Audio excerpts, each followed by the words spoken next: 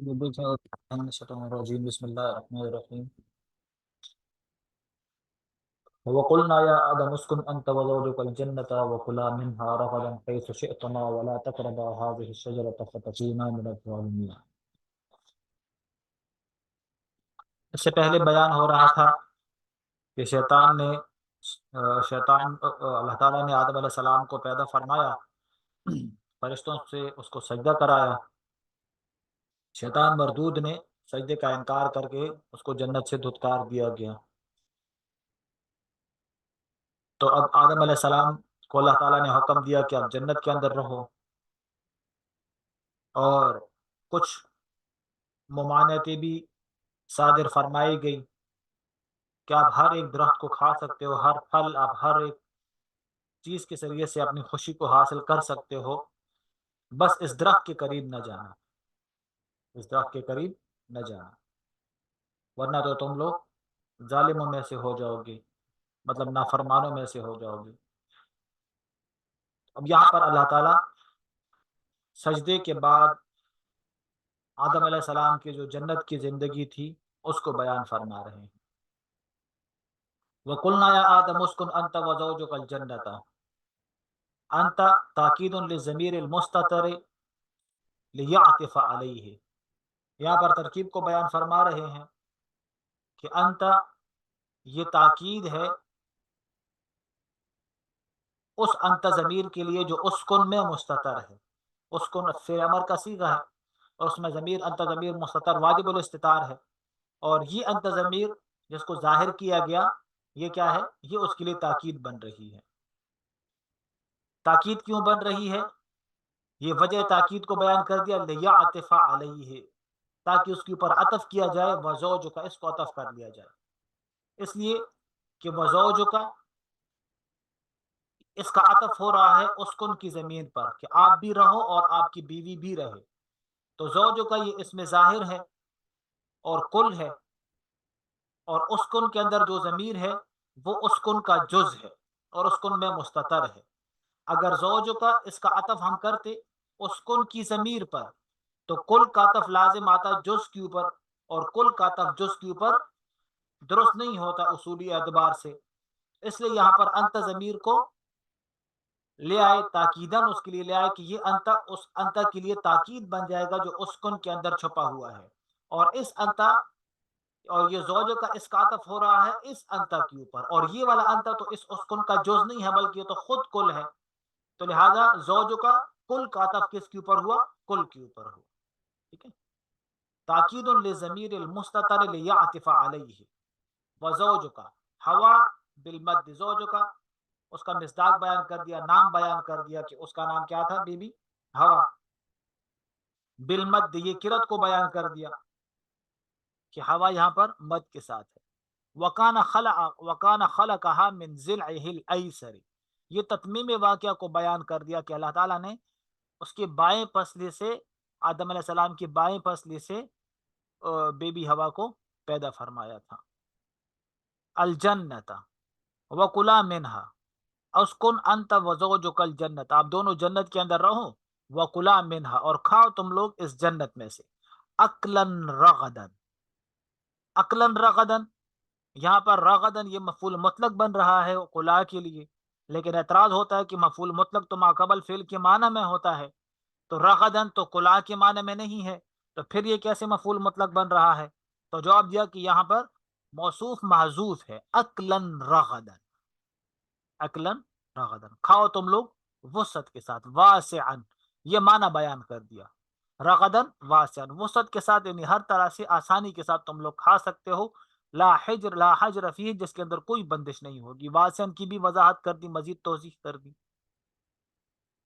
حیث شئتما ولا تقربا هذه الشجرۃ، جہاں سے بھی تم کھانا چاہو کھا سکتے ہو، نعمتوں سے محظوظ ہو سکتے ہو، لیکن ولا تقربا هذه الشجرۃ، اس درخت کے قریب نہ جانا، درخت کے قریب جانا منع تھا، نہیں صرف قریب جانا منع نہیں تھا، یہاں پر بالاکل منہا صورت قرب کو بیان کر دیا کہ صرف قریب جانے سے تو تم نافرمان نہ ہوگے، لیکن ہاں اگر اس میں سے کچھ کھا لیا پھر تم نافرمان بن جاؤ، بالاکل منہا کہ کھانا نہیں ہے اس درخت سے، تو بالعقل منہا یہ صورت قرب کو بیان کر دیا.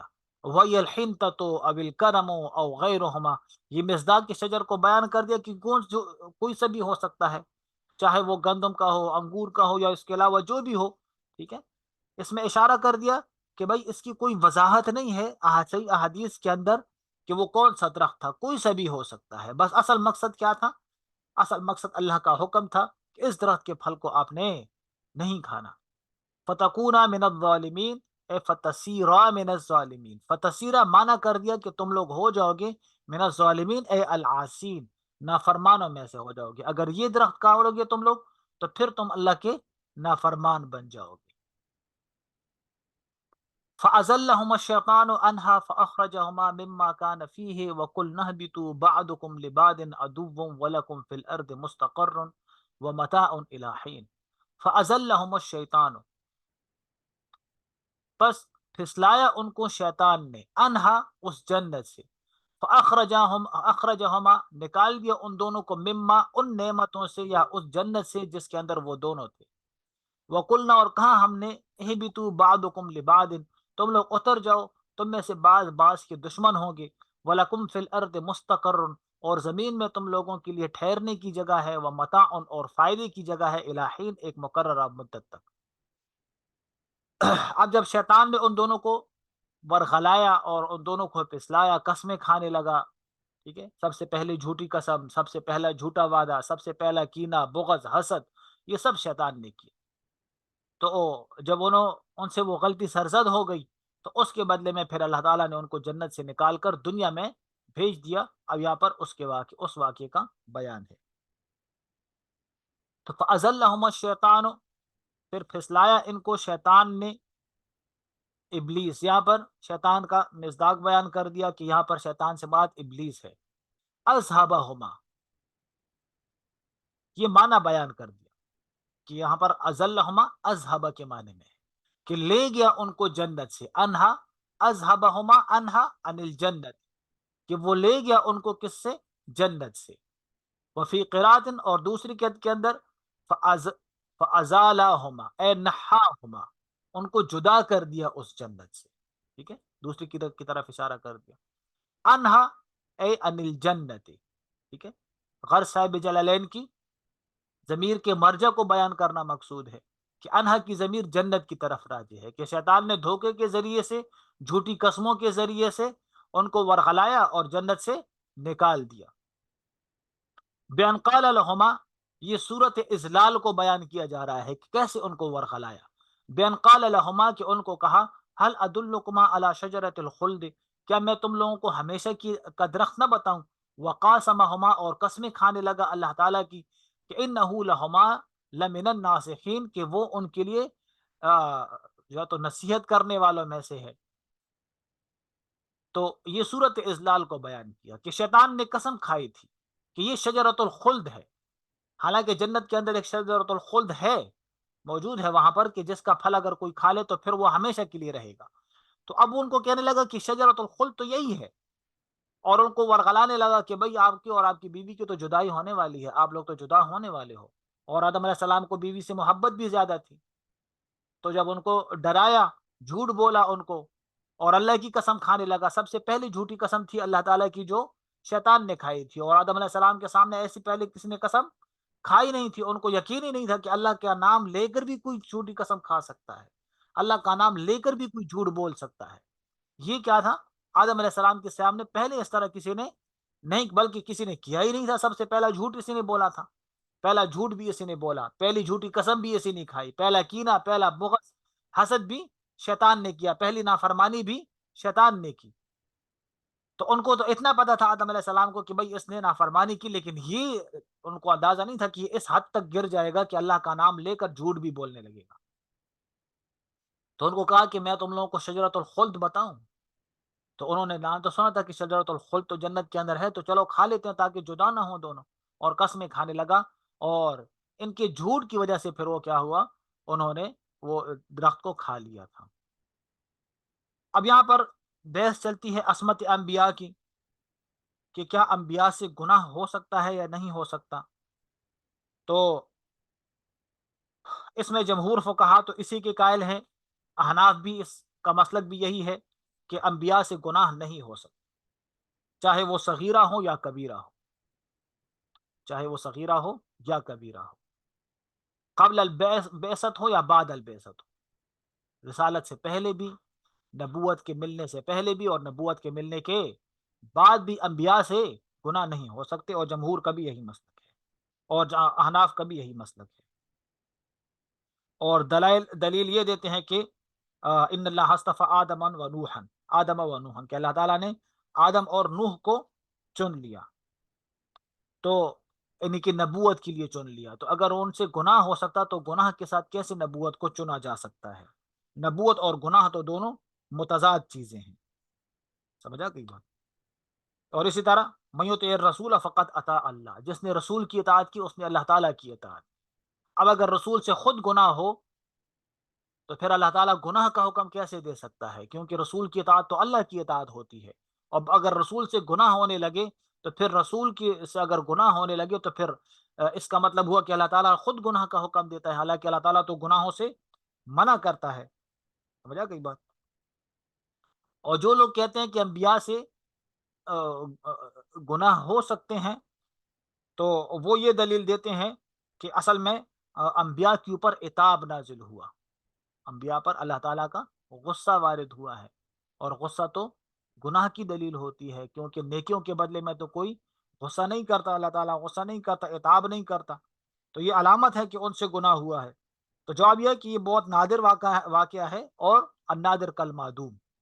اور دوسرا یہ کہ اصل میں عصیان ہوا تھا، عصیان کی دو قسمیں ہیں، ایک ہے عصا آدم ربہ، ٹھیک ہے، قرآن کے اندر ہے کہ آدم علیہ السلام نے رب کی حکم عدولی کی، تو عصیان کی دو قسمیں ہیں، ایک ہے عصیان بالقصد اور ایک ہے عصیان بلا قصد، ایک ہے عصیان بالقصد اور دوسرا ہے عصیان بلا قصد۔ تو عصیان یعنی کہ حکم عدولی کرنا بالقصد اگر ہو وہ گناہ ہوتا ہے، اور اگر بالقصد نہ ہو تو پھر وہ گناہ نہیں ہوتا۔ تو آدم علیہ السلام سے جو عصیان ہوا تھا، جو حکم عدولی ہوئی تھی، تو وہ بلا قصد ہوئی تھی، وہ بالقصد نہیں ہوئی، سمجھا کی بات؟ اس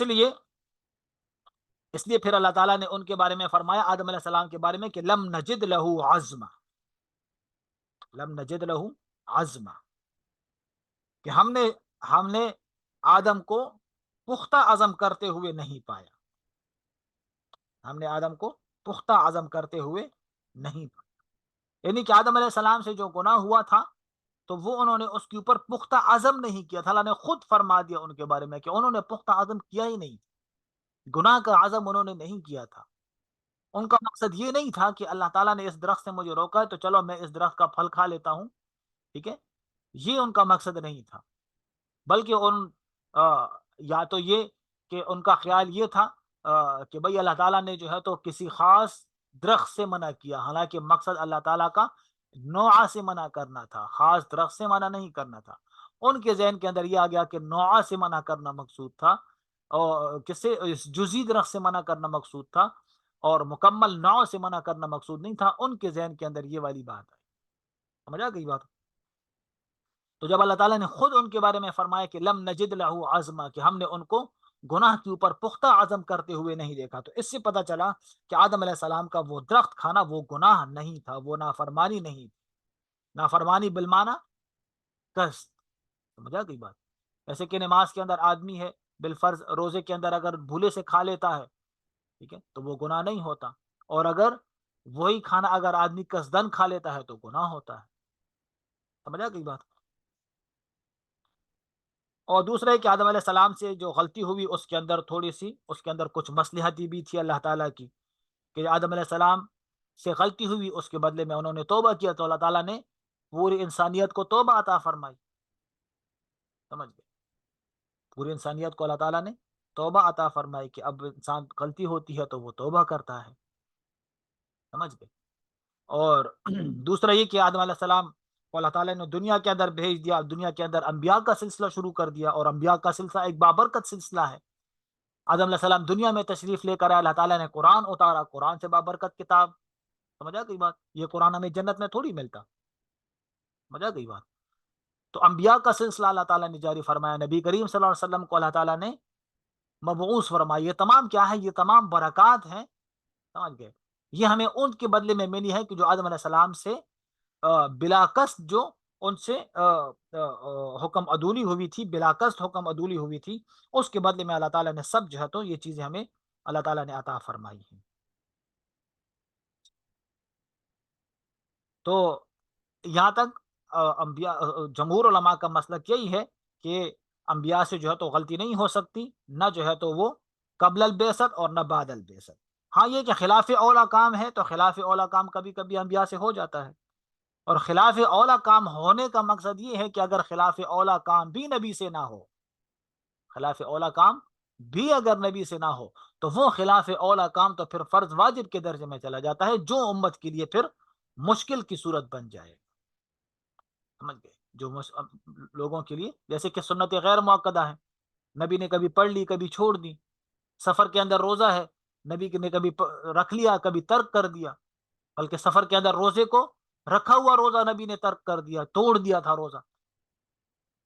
یہ سب وجوہات کیا ہیں؟ یہ سب وجوہات اسی بات کی ہیں کہ اگر نبی جو ہے تو روزے کے اندر سفر کے اندر روزہ نہ رکھتے یا سفر کے اندر روزہ نہ توڑتے، تو پھر وہ جو سہولت امت کو حاصل ہے کہ بھائی سفر کے اندر آسانی ہے، کوئی روزہ رکھنا چاہے رکھ سکتا ہے، کوئی روزہ توڑنا چاہے توڑ سکتا ہے، ابتداءً نہ رکھنا چاہے ابتداءً بھی نہ رکھے. تو وہ جو سہولیات نبی کے فعل سے امت کو ملی، اگر نبی کا فعل نہ ہوتا تو امت کو یہ سہولتیں نہ ملتی. سمجھا گئی بات؟ تو اس لیے کبھی کبھی نبی غیر اولا کے اوپر بھی عمل کر لیتا ہے، تاکہ اگر غیر اولا کے اوپر عمل نہ ہو تو وہ غیر اولا سے فرض واجب کے درجے میں پہنچ جائے گا، جو امت کے لیے مشقت کا باعث بنے گا. سمجھا گئی بات؟ اچھا. فَأَخْرَجَهُمَا مِمَّا كَانَ فِيهِ فَأَكَلَا مِنْهَا. یہ تتمیم واقعہ ہے کہ جب شیطان نے اس طرح کر لیا تھا تو فَأَكَلَا مِنْهَا، انہوں نے اس درخت سے وہ پھل کھا لیا تھا. فَأَخْرَجَهُمَا مِمَّا كَانَ فِيهِ، تو نکال دیا اللہ تعالیٰ نے ان کو مما کان فی، ان نعمتوں سے جن نعمتوں کے اندر وہ تھے. وَقُلْنَا اهْبِطُوا، اور ہم نے کہا ان کو اهْبِطُوا، اتر جاؤ تم، إِلَى الْأَرْضِ، یہ مکان کو بیان کر دیا، ٹھیک ہے، کہ جس طرف اتارا تھا اس کو بیان کر دیا، یعنی کہ صلہ یہاں پر معذوف ہے کہ تم جنت کی طرف اتر جاؤ. انتما بمشتلتما علیہ من ذریتکم، من ذریتکما، یہ اعتراض کا جواب ہے. اعتراض یہ ہے کہ وہ تو دو تھے، بی بی ہوا اور آدم علیہ السلام، تو قل نہبتوا جمع کا صیغہ کیوں لے کر؟ تو جواب دیا کہ اس میں کیا ہے؟ اس میں خطاب ہے آدم علیہ السلام اور ان کی ذریت کی طرف جو ان کی پشت میں موجود تھی، کہ تم دونوں بمشتل تما علیہ، کہ اور تو اس کے ساتھ کہ تم دونوں شامل ہو اس کے اوپر، من ذریتکما، تمہاری اولاد میں سے، کہ تمہاری اولاد جو تمہاری پشت میں ہے، تم اپنی اولاد کو لے کر سب کے سب کیا ہو، تم جنت کی طرف، زمین کی طرف اتر جاؤ. بعضکم لبعض عدو، تمہارے بعض بعض ذریت. اعتراض کا جواب دیا کہ بعضو کما کہنا چاہیے تھا کیونکہ وہ تو دو تھے، تو جواب دیا کہ یہاں پر خطاب ذریت کے بارے میں ہے کہ تمہاری بعض ذریت، ٹھیک ہے، بعض ذریت لبعض عدو، کہ بعض اولاد کیا ہے، تمہاری بعض اولاد وہ دشمن ہوگی کس کی؟ بعض کی. تو یہاں پر بعض و کم سے مراد کون ہے؟ وہ ذریت مراد، دشمن ہوگی. دشمن کیسی ہوگی؟ یہ صورت ظلم کو بیان کر دیا، یہ صورت عدوان، صورت دشمنی کو بیان کر دیا. من ظلم بعضکم بعضا، کہ تم میں سے بعض کے اوپر ظلم کریں گے، بعض کے اوپر ظلم کریں گے. اور یہ ظلم کی صورتیں مختلف ہو سکتی ہیں، ٹھیک ہے، کسی کا حق لے لینا، کسی کی غیبت کرنا، چوری کرنا، ڈاکہ ڈالنا، آبروریزی کرنا، سمجھ گئے، قتل و قتال کرنا، یہ سب کیا ہے؟ یتیموں کا حق کھانا، میراث کے اندر عورتوں کو حصہ نہ دینا، بہنوں کو حصہ نہ دینا. سمجھا گئی بات؟ یہ سب کیا ہے؟ ظلم کے اندر آتا ہے. عورت بیوہ ہو جاتی ہے، وہ گھر چلی جاتی ہے ماں باپ کے، پھر اس کو شوہر کے حصے میں سے حصہ نہ دینا، یہ کیا ہے؟ یہ ظلم ہے کہ بھائی اب تو وہ گھر چلی گئی ہے، اب اس کا حصہ کہاں پر پہنچتا ہے؟ اگر حصہ لینا ہے تو آ کے ادھر ہی رہے. یہ سب کیا ہے؟ ظلم ہے. وَلَكُمْ فِي الْأَرْضِ مُسْتَقَرٌّ، اور تم لوگوں کے لیے زمین کے اندر ٹھہرنے کی جگہ ہے. مستقر موضع قرار، اشارہ کر دیا کہ یہاں پر مستقر یہ اشارہ کر دیا کہ یہاں پر مستقر ظرف کا صیغہ ہے، موضع قرار ہے۔ ومتاع ما تمتعون به، متاع کا معنی بیان کر دیا، ما تمتعون، اور تم لوگوں کے لیے سامان ہے، ما وہ سامان کے جس سے تم فائدہ اٹھاؤ، ما تمتعون متاع کا معنی بیان کر دیا۔ من نباتہا، یہ مصداق کی متاع کو بیان کر دیا، اس کے نباتات جمادات وغیرہ سے جس سے تم فائدہ اٹھاؤ گے وہ تم لوگوں کو زمین کے اندر ملے گا۔ الہین، الہین اے وقت انقضاء ادا اجالکم، یہ وقت حین یا مزداق حین کو بیان کر دیا، ایک مقررہ مدت تک تم لوگوں کے لیے زمین کے اندر فائدہ ہے اور تم اس سے فائدہ اٹھاؤ گے، یعنی ہر ایک انسان اپنے موت تک جتنی اس کی زندگی ہے بس اتنی زندگی تک وہ زمین سے کے اندر سے وہ فائدہ اٹھا سکتا ہے، اور اس کے بعد کیا ہے، جو زمین کے اندر اس کے رہنے کی جگہ یا فائدہ ہے وہ ختم ہو جائے گا، ہر ایک انسان، ٹھیک ہے۔ ممات فقط قامت علیہ القیامہ، جو ابھی مر گیا اس کے اوپر قیامت قائم ہو گئی۔ تو الہین سے مراد کیا ہے؟ ہر ایک آدمی کے موت تک کی مدت، کہ جب تک انسان زندہ ہے اس وقت تک وہ دنیا کے اندر دنیا کی چیزوں سے فائدہ اٹھا سکتا ہے، بس مر گیا تو دنیا کی چیزوں سے اب فائدہ وہ نہیں اٹھا سکتا۔ سمجھ آتی بات؟ چلے بس یہاں تک بس کرتے ہیں، باقی انشاءاللہ کل پڑھیں گے، ٹھیک ہے؟ ذرا وقت پہ آیا کریں، ٹائم پہ آنے کی کوشش کر لیا کریں، ٹھیک ہے؟ 2:40 پہ سبق شروع ہوتا ہے، ہاں؟ چلیں، السلام علیکم و رحمۃ اللہ۔